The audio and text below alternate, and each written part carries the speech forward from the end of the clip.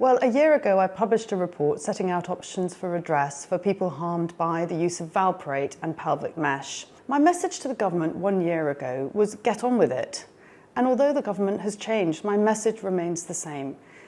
Waiting for redress doesn't put the suffering of those who've been harmed on pause. They need help right now, and I urge the government to act and listen to the voices of patients. In your report, you said action was urgent. Why was it urgent?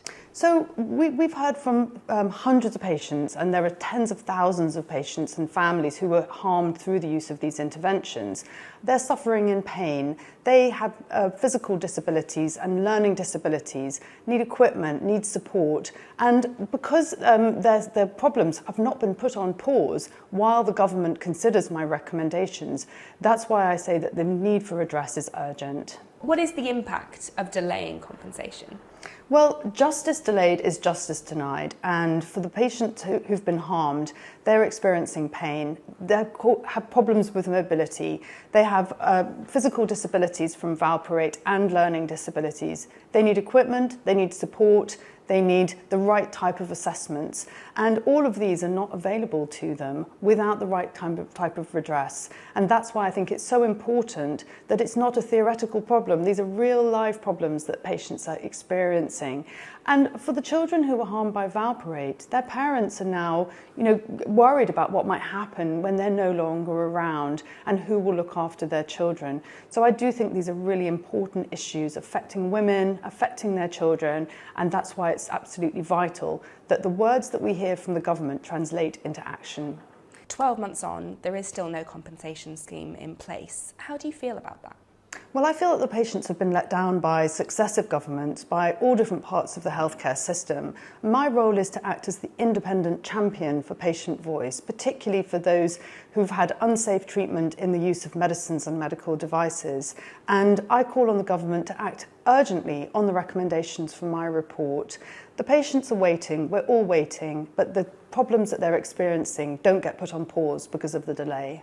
One sentence in the executive summary really struck me here. It said, when agreeing to complete this work, the Patient Safety Commissioner made it clear to ministers that this report should lead to government action.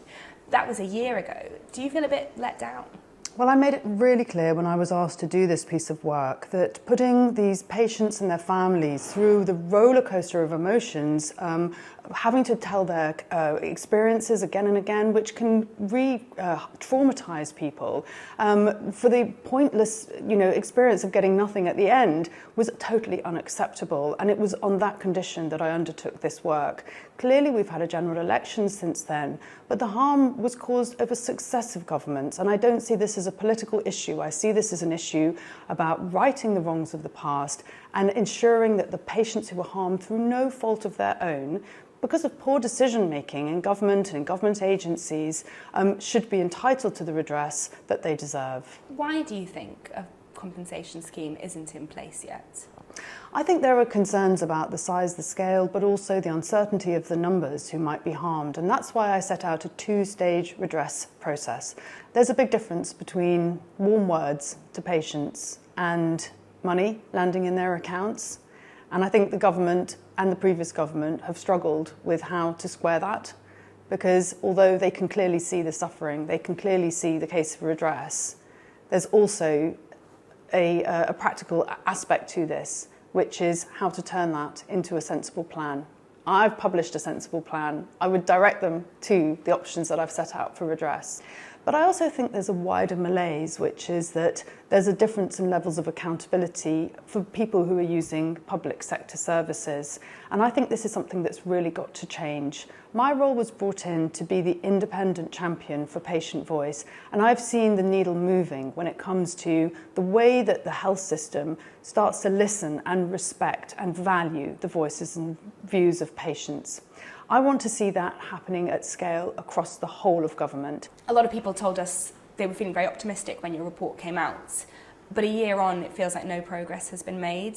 Do you share their disappointment? I think progress has been made, but not in terms of the financial redress. And when I talk to the policy teams at the Department of Health and Social Care and the Treasury, I recognise that there are conversations that are being had across government, and I really welcome that, along with the Minister for Patient Safety inviting harmed patients in, so that she was able to hear directly from them about the harm that they have suffered and the experiences that they have. But I also think that when I've seen a political will to make things happen quickly, it can happen. And so I really do call on the government to give this the priority that it deserves, because patients are suffering right now. And giving it the priority that it deserves, what does that mean for you in terms of timeframes? Do you have a sense of how quickly your recommendations could be implemented? When I make recommendations to any part of the healthcare system, I ask for a response within 3 months. We're a year on and I haven't had a response to my recommendations. So this suggests to me that, it's a complex area, but it doesn't mean that it can go on forever. We've got spending reviews that are happening at the moment. There's a lot of pressures on the health system. But I think that if we're only thinking about who needs treatment in the future and forgetting those who've been harmed in the past, that doesn't help to rebuild trust between the health system and the public.